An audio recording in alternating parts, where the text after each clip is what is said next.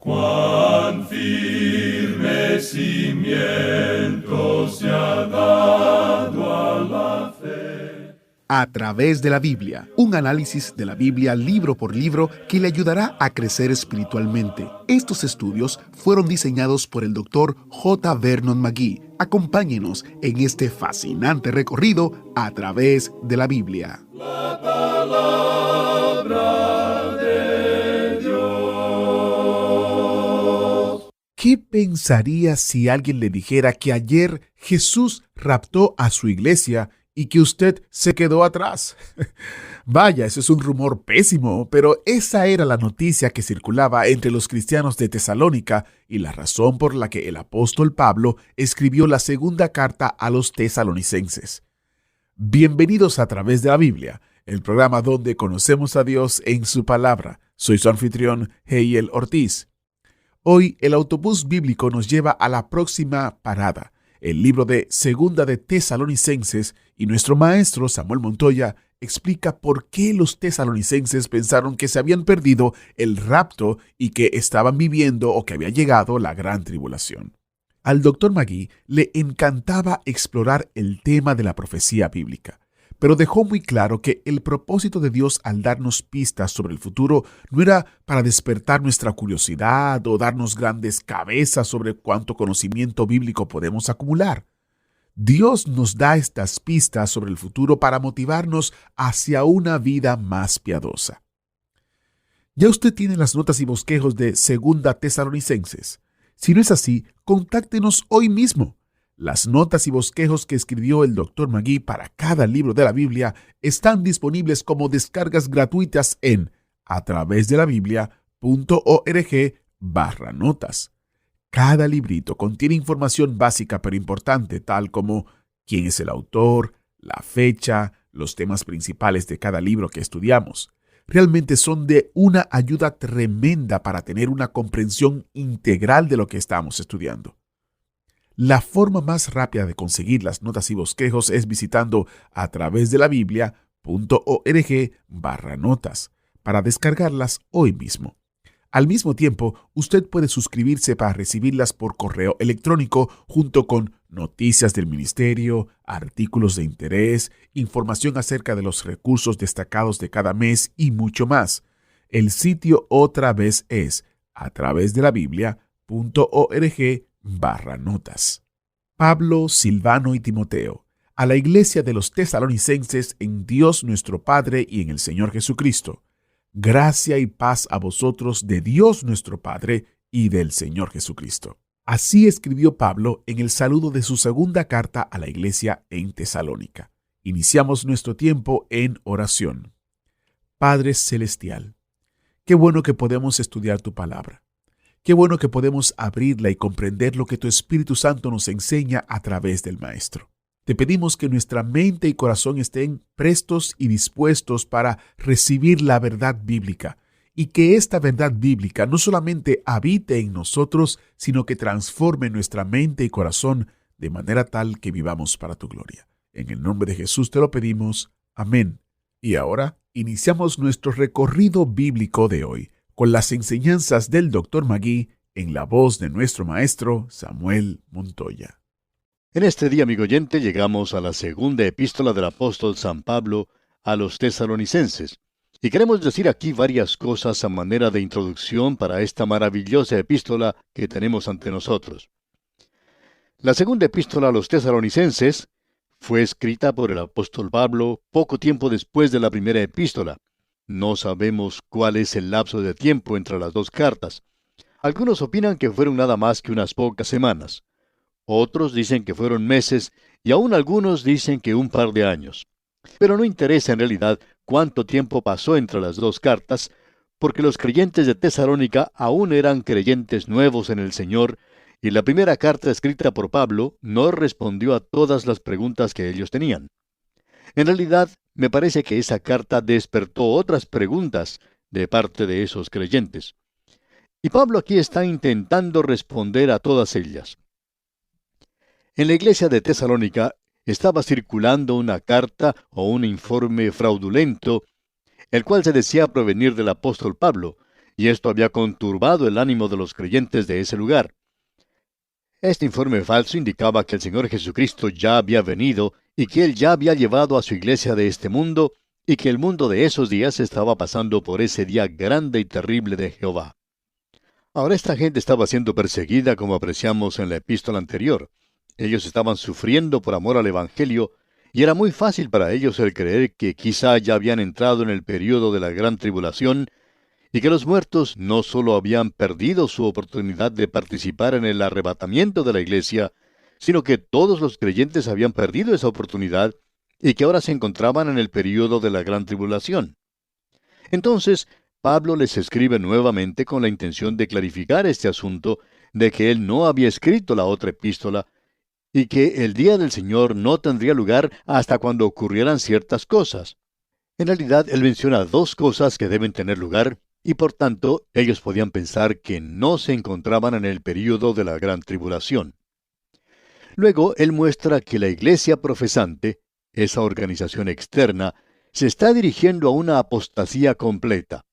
El Señor Jesucristo dejó eso bien claro. Él dijo, pero cuando venga el Hijo del Hombre, ¿hallará fe en la tierra? Por la forma en que se presenta esta pregunta aquí, vemos que la respuesta a esto es que Él no encontraría la fe en la tierra. Que en realidad la iglesia, esa organización, se encontrará en una apostasía total. Y el libro de Apocalipsis, por supuesto, confirma que cuando la iglesia es arrebatada, como vemos al comienzo del capítulo 4 de Apocalipsis, que uno no tiene nada más que un cascarón vacío de una organización que aparenta tener santidad, pero que niega el poder de ella. Y esa es también la gran ramera que se menciona en el capítulo 17. Y ese es uno de los cuadros más terribles que uno puede encontrar en la palabra de Dios. Esta gente, pues, en Tesalónica, creían que ellos ya habían entrado o estaban entrando al período de la gran tribulación. Bueno, en diferentes épocas en la historia de este mundo, ha habido aquellos que han creído que ya habíamos entrado al período de la gran tribulación. Por ejemplo, durante la Segunda Guerra Mundial, durante los bombardeos contra Gran Bretaña, algunos de los ministros y predicadores que eran de tendencia conservadora en su fe llegaron a la conclusión de que habían entrado al período de la gran tribulación y que la iglesia estaba pasando a través de ese período. Uno de estos creyentes contaba en una ocasión, si ustedes hubieran estado en Gran Bretaña durante esos bombardeos y noche tras noche se hubieran tenido que refugiar en un túnel o en un sótano con muchas otras personas, miembros de su iglesia, y donde cada noche una persona llegaba a tener un ataque de histeria, un colapso nervioso total, que hacía necesario que esa persona fuera llevada a otra zona del país, y pasar noche tras noche por cosas como esas, usted hubiera creído que era el tiempo de la gran tribulación. Un pastor con quien este creyente estaba conversando le argumentó y le dijo, si yo hubiera estado en Gran Bretaña durante esos ataques aéreos, estoy convencido de que yo, siendo tan humano como usted, hubiera dicho lo mismo. Nos encontramos ahora en el período de la gran tribulación, pero si hubiera tenido la oportunidad de salir de esos lugares de refugio cuando llegaron las fuerzas libertadoras y se comenzó el ataque contra Alemania, me imagino que esa gente allá también pensaba que se encontraba en el período de la gran tribulación. Pero luego de haber sido liberado, me encontraba disfrutando de una suculenta comida en algún restaurante con mis amigos. Yo creo que me hubiera pellizcado y me hubiera preguntado, ¿es esto en realidad el período de la gran tribulación? Porque si es así, entonces tengamos más tribulación, porque eso significaría más comidas suculentas. Ahora el creyente que estaba conversando miró a este pastor y le dijo que él estaba volviéndose ridículo. Pero el pastor le respondió que él no pensaba que se estaba volviendo ridículo, sino más bien que este creyente era quien se estaba volviendo ridículo. Ahora no creemos, amigo oyente, que la iglesia vaya a pasar por el período de la gran tribulación, y opinamos que esta epístola nos va a aclarar completamente que la iglesia no pasará a través del período de la gran tribulación. Probablemente veamos esto en nuestro próximo estudio, pero ese será el tema de esta carta aquí. Usted ha podido apreciar, amigo oyente, que la primera epístola enfatizaba el regreso de Cristo por su iglesia, que a eso nosotros llamamos el rapto. Ahora esta epístola enfatiza el regreso de Cristo a la tierra y el establecimiento de su reino aquí sobre la tierra, y nosotros regresamos con Él en esa oportunidad. Eso se llama la revelación, y esta epístola pone su énfasis en eso. Amigo oyente, en el arrebatamiento, el énfasis no se da a su venida a esta tierra porque Él no viene a la tierra. Él expresa con claridad que no ocurre eso. A lo que se da énfasis es a lo que dice el versículo 17 del capítulo 4 de la primera epístola a los tesalonicenses, de que seremos arrebatados juntamente con ellos, arpazo. Nosotros seremos arrebatados y ese es el rapto de la iglesia. Así lo dice muy claramente. Aquí, Él regresa a la tierra para establecer su reino sobre esta tierra. Ahora, este espacio de tiempo entre estos dos eventos es el período de la gran tribulación. Y nosotros hemos tenido oportunidad, como hicimos en los últimos programas, para enfatizar el arrebatamiento de la iglesia y la relación que existe con el período de la gran tribulación y el día de Jehová. El arrebatamiento de la iglesia no es un tema que se trata en el Antiguo Testamento. No existe allí para nada.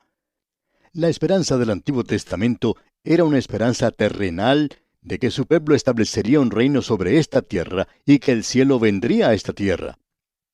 En nuestra humilde opinión, todo lo que el reino de los cielos significa para nosotros es el reino de los cielos sobre esta tierra. Hay algunos teólogos que han complicado esto demasiado. Tan complicado es todo esto que nos preguntamos a veces qué es lo que están tratando de hacer, tratando quizá de sostener o mantener alguna clase de teoría. Sin embargo, es el reino de los cielos sobre la tierra, porque esta tierra se convertirá en un cielo algún día. Se nos ha dicho, y fue el Señor Jesucristo quien lo dijo, y ese es uno de los grandes temas de las epístolas. Pablo lo dice, así como también Pedro y Santiago. Juan también lo dice, que nosotros vamos a ser arrebatados y que nos vamos a encontrar con el Señor en el aire. Vamos a estar con Él para siempre, como Él mismo lo ha dicho. Ese no es un tema tratado en el Antiguo Testamento. Ahora, el día del Señor, como ya hemos visto, es un tema bastante interesante y nosotros vamos a estar tratando con esto. Y esa expresión de el día del Señor será algo que estaremos tratando cuando nos toque estudiar el capítulo 2 de esta segunda epístola a los tesalonicenses. En el primer capítulo encontramos la persecución de los creyentes en el presente y el juicio de los inconversos en el futuro, es decir, cuando Cristo venga a este mundo a establecer su reino. En el capítulo 2 tenemos el programa para este mundo en conexión con la venida de Cristo. Luego, en ese mismo capítulo, comenzando con el versículo 13, tenemos la practicabilidad de la venida de Cristo. Y en esto vemos nosotros que los creyentes tienen que estar establecidos en la palabra. Ellos tienen que estar establecidos en su andar, deberían estar establecidos en su obra por el Señor. No hay otra verdad más práctica que la gran verdad de la escatología, el programa de Dios para el futuro. Y no hay otra cosa que debiera afectar la vida como eso. Usted, amigo oyente, no lo podría creer sin que afecte su propia vida. Y opinamos que es la gran verdad que probablemente se necesita hoy, y se necesita de una manera muy cierta. Entremos entonces a analizar lo que dice este primer capítulo de la segunda epístola a los tesalonicenses. La persecución de los creyentes ahora, que no es el período de la gran tribulación, y el juicio de los que no son creyentes más adelante, es decir, a la venida de Cristo. En los primeros dos versículos tenemos la introducción. Y luego, en los versículos 3 hasta el 7, tenemos la persecución de los creyentes y los frutos de eso. Luego, los versículos 8 al 12 nos dan el castigo del impío en la venida de Cristo. Y por supuesto, ese castigo no termina hasta cuando tenga lugar el gran trono blanco al final del período de la gran tribulación, porque todos aquellos que son impíos serán reunidos para ese tribunal final ante Dios. Notemos pues ahora lo que dice el primer versículo de este capítulo 1 de esta segunda epístola a los tesalonicenses. Pablo, Silvano y Timoteo, a la iglesia de los tesalonicenses en Dios nuestro Padre y en el Señor Jesucristo. Tenemos ante nosotros una declaración tremenda de parte del apóstol Pablo. Y quisiera analizar esto muy bien ya que es de suma importancia. La salutación del apóstol Pablo que encontramos aquí es su saludo cordial acostumbrado a la iglesia que es teológica y espiritualmente sana, y él coloca a su lado a Silas y Timoteo. Estos hombres habían padecido mucho. Usted recuerda que Pablo y Silas se encontraron juntos en la prisión en Filipos, y que Pablo, Silas y Timoteo habían ido a Tesalónica, y cuando Pablo tuvo que partir de ese lugar, Él dejó a Timoteo y a Silas atrás y esperó que ellos se reunieran con él en Atenas. Ellos no pudieron hacerlo, y luego él se dirigió a Corinto, a donde ellos también llegaron finalmente. Fue entonces cuando él escribió su primera epístola en respuesta a algunas preguntas que se habían presentado. Encontramos ahora a Pablo aquí escribiendo su segunda epístola, y él identifica a estos dos colaboradores suyos, a sus hermanos, con él. A Pablo no le molestaba hacer algo así. Él se identificaba con hombres que para nosotros hoy hubieran sido completamente desconocidos si Pablo no los hubiera incluido a ellos en estas epístolas suyas. Creemos que esto nos revela algo del carácter del apóstol Pablo.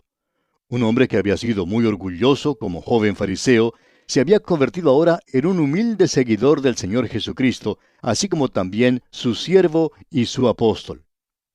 Esta carta está dirigida a la iglesia de los tesalonicenses. Bien, esa es la iglesia local en Tesalónica. Pablo creía en la iglesia local, y esta iglesia que se encontraba en Tesalónica es en Dios nuestro Padre y en el Señor Jesucristo.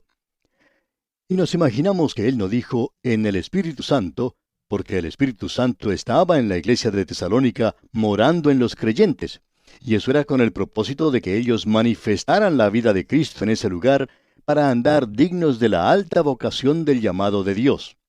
Pero su posición es que ellos estaban en Dios nuestro Padre y en el Señor Jesucristo.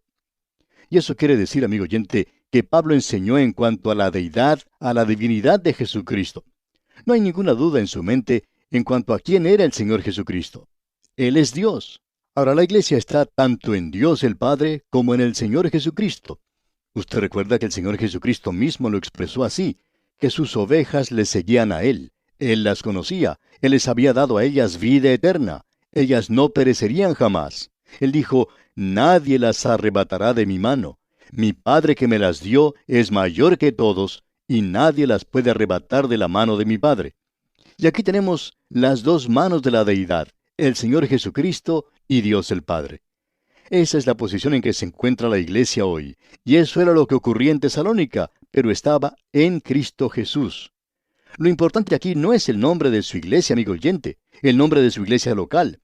Lo importante es que usted y los demás creyentes estén en Cristo Jesús. Y entonces la iglesia local llega a ser muy importante si ellos están en el Señor Jesucristo. Y el Espíritu Santo, por tanto, mora en ellos. Y luego ellos pueden manifestar en su vecindario, en la comunidad y en la parte de la ciudad donde ellos viven y en el mundo, la vida de Dios, amigo oyente. Eso es lo que Pablo está diciendo en realidad en esta introducción tan hermosa. Luego él menciona lo mismo, la misma introducción que él usa en la mayoría de sus epístolas. Aquí tenemos la misma fórmula en el versículo 2, donde dice, gracia y paz a vosotros, de Dios nuestro Padre y del Señor Jesucristo. Aquí tenemos dos grandes palabras del Evangelio hoy. Primero viene la gracia. Si usted ha experimentado la gracia de Dios, amigo oyente, eso indica que usted ha sido salvo, porque es por gracia que somos salvos. Y si usted ha ido a Él como pecador perdido, llevando nada en realidad a Dios y recibiéndolo todo de Él, entonces usted ha experimentado la gracia de Dios. Él le ofrece salvación a usted. El don de Dios es vida eterna y usted no puede hacer nada para lograr un regalo, un don. Y si usted pudiera hacer algo, entonces ya deja de ser un regalo y es algo que usted ha obtenido por su propio medio, por su propio trabajo. Es como un pago. Y la salvación, amigo oyente, no es que Dios le esté dando palmaditas a usted en la espalda porque usted es un muchachito que se porta muy bien en la escuela dominical. Dios se la está ofreciendo a usted gratuitamente. Un pecador perdido y condenado como usted puede tener salvación si usted confía en Él. Y eso, amigo oyente, es la gracia. Gracia a vosotros. Y si usted ha experimentado esto, entonces usted sabe algo en cuanto a la paz de Dios. Lo que es poder colocar su cabeza en la almohada en la noche y regocijarse en una salvación como esta. Esta palabra paz es la almohada más cómoda que pueda existir para poder descansar en la noche. Es la paz que nos llega cuando sabemos que nuestros pecados han sido perdonados. Y esta no llega a causa de algún giro psicológico por el cual usted ha pasado o porque ha realizado una visita al psiquiatra. Esto viene de Dios nuestro Padre y del Señor Jesucristo, y es algo sobrenatural, amigo oyente. Y si usted no lo tiene, entonces no lo tiene. Así es. Y usted puede obtenerlo porque es un don de Dios y se da a los pecadores. Y si usted es uno de ellos, y creemos que lo es, entonces es para usted. Bien, esa es la introducción, y es algo realmente hermoso. Ahora, él comienza a hablar aquí acerca de la persecución de los creyentes y de los frutos de esto. Y él dice aquí en el versículo 3 de este primer capítulo de la segunda epístola a los tesalonicenses, dice él, debemos siempre dar gracias a Dios por vosotros, hermanos, como es digno, por cuanto vuestra fe va creciendo y el amor de todos y cada uno de vosotros abunda para con los demás. En el versículo 4 él va a hablar en cuanto a la paciencia y la fe. Y aquí tenemos otra vez esta trinidad que utiliza Pablo: fe, amor y paciencia. Son términos abstractos, pero es necesario sacarlos de lo abstracto y ponerlo en lo concreto. Es necesario colocarlos donde caminamos hoy. Y es la obra de fe, la fe salvadora que utiliza las obras. Y el amor es manifestado a los hijos de Dios hoy, y usted va a amar a los hermanos. Usted me va a tener que amar a mí, quiera o no lo quiera hacer, amigo oyente, si usted es un hijo de Dios. Y yo voy a tener que hacer lo mismo, voy a tener que amarlo a usted también. Y esto es un arreglo maravilloso. Luego tenemos la paciencia. Y esta paciencia aquí quizá no sea la paciencia que necesitamos para esperar el cambio de las luces del semáforo o cuando nos encontramos en un embotellamiento del tráfico, sino que es una paciencia que hoy está dispuesta a vivir para Dios, sabiendo que todas las cosas obran a bien. Y que nosotros tenemos esa visión futura, ese objetivo futuro de que algún día vamos a llegar a su presencia. Y eso le capacita a usted, amigo oyente, para sobreponerse a los obstáculos hoy. Pero nosotros vamos a mirar ahora a los sufrimientos por los cuales ha pasado esta iglesia. Es como viajar por un camino que por el momento es malo, pero que al costado tiene un letrero que indica que unos 5 kilómetros más adelante uno puede encontrar un camino pavimentado por el cual puede continuar su recorrido de una forma suave. Y sabiendo que las cosas van a mejorar más adelante, entonces usted puede soportar el presente. Muchos de nosotros hoy nos encontramos en una situación como esta. El camino es difícil y se nos ha pedido que suframos. Bueno, amigo oyente, si usted tiene una buena vista, esa es la paciencia de la esperanza, y la esperanza mira hacia adelante y puede contemplar un camino liso, suave para el futuro. Y eso, amigo oyente, puede estar más cerca de lo que nosotros pensamos. Bien, hasta aquí es donde podemos llegar hoy. Vamos a continuar con esta sección más adelante, y vamos a ver en cuanto a la persecución de los creyentes y los frutos de esto. Dios nunca permitirá que usted sufra, a no ser que eso llegue a cumplir un propósito en su vida. Y veremos esto, Dios mediante, en nuestro próximo programa. Hemos llegado apenas hasta el versículo 3 de este primer capítulo de la segunda epístola a los tesalonicenses, y le sugerimos, amigo oyente, leer el resto de este capítulo para estar mejor informado de lo que trataremos en nuestro siguiente estudio.